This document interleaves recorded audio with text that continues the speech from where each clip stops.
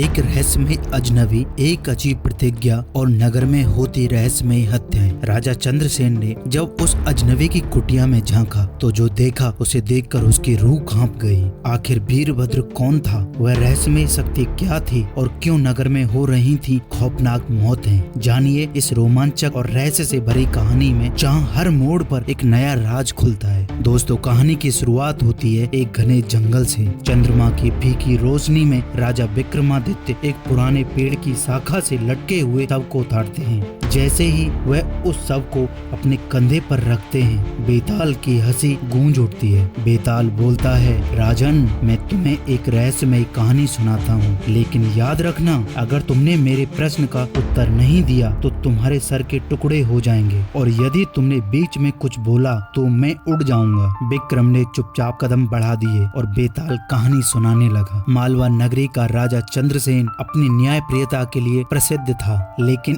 एक दिन उसके दरबार में एक अजनबी आया। उसका नाम था वीरभद्र। उसने राजा से आग्रह किया, महाराज, मैं आपके नगर में रहना चाहता हूँ, लेकिन मेरी एक शर्त है। आपको वचन देना होगा कि चाहे कुछ भी हो जाए, आप मेरी कुटिया के भीतर नहीं आएंगे। राजा ने मुस्कुराते हुए हामी भर दी, लेकिन कुछ दिनों बाद ही नगर में अजीब घटनाएं होने लगी। रात के समय चीखें सुनाई देती और सुबह नगर के किसी न किसी व्यक्ति की मौत हो जाती। एक दिन राजा ने अपने गुप्तचरों को वीरभद्र की कुटिया पर नजर रखने भेजा, लेकिन जो भी वहां गया वापस नहीं लौटा। जब राजा को संदेह हुआ, अपनी प्रतिज्ञा तोड़ने का निर्णय लेते हुए वह स्वयं उस रात वीरभद्र की कुटिया पहुंचे और दरवाजे से भीतर झांका। अंदर का दृश्य देखकर राजा आश्चर्यचकित हो गए। वीरभद्र कोई साधारण व्यक्ति नहीं था, वह एक राक्षसी शक्ति से बात कर रहा था, जो कह रही थी, बस एक और बलि और मैं मुक्त हो जाऊंगी। राजा को अब समझ आया कि वीरभद्र ही नगर में हो रही हत्याओं का कारण है। उसने तुरंत अपनी तलवार निकाली और दरवाजा तोड़कर अंदर घुस गए। लेकिन जैसे ही उसने वीरभद्र पर वार किया, पूरा कक्ष एक तेज अंधकार में डूब गया। कुछ क्षणों के बाद जब प्रकाश लौटा तो वहाँ न वीरभद्र था और न ही वह रहस्यमय शक्ति। राजा अकेला खड़ा था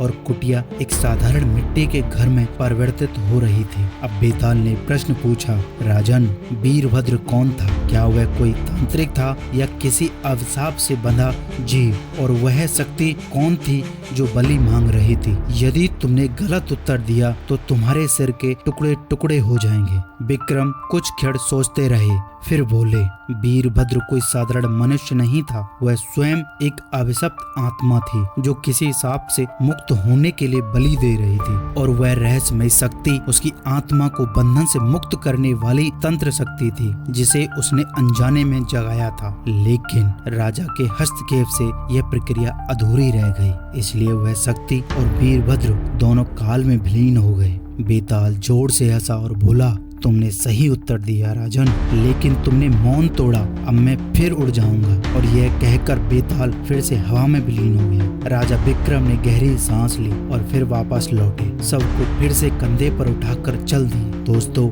इस कहानी में कई गहरे संदेश छिपे हैं, जो हमें जीवन में सतर्क रहने और सही फैसले लेने की सीख देते हैं। वादे सोच समझ कर करने चाहिए। राजा चंद्रसेन ने बिना पूरी सच्चाई जाने वीरभद्र को वचन दे दिया, जिससे नगर में भयानक घटनाएं होने लगी। इससे हमें यह सीख मिलती है कि कोई भी वादा करने से पहले उसके परिणामों पर विचार करना चाहिए। असली रहस्य हमेशा गहराई में छुपे होते हैं। बाहर से वीरभद्र एक सामान्य व्यक्ति लगता था, लेकिन उसके सच्चाई कुछ और थी। इसी तरह हमें भी जीवन में चीजों को ऊपर से देखने के बजाय गहराई से समझने की कोशिश करनी चाहिए। बुराई कितनी भी शक्तिशाली हो, अंत में सत्य की ही जीत होती है। राजा चंद्रसेन के सही समय पर लिए गए फैसले ने नगर को विनाश से बचाया। यह हमें सिखाता है कि सच्चाई और अच्छाई के मार्ग पर चलकर ही हम बुराई पर विजय पा सकते हैं। दोस्तों, क्या आप भी सोच समझकर फैसले लेते हैं या बिना सोचे समझे वादे कर बैठते हैं? अपनी राय कमेंट में बताइए और इस तरह की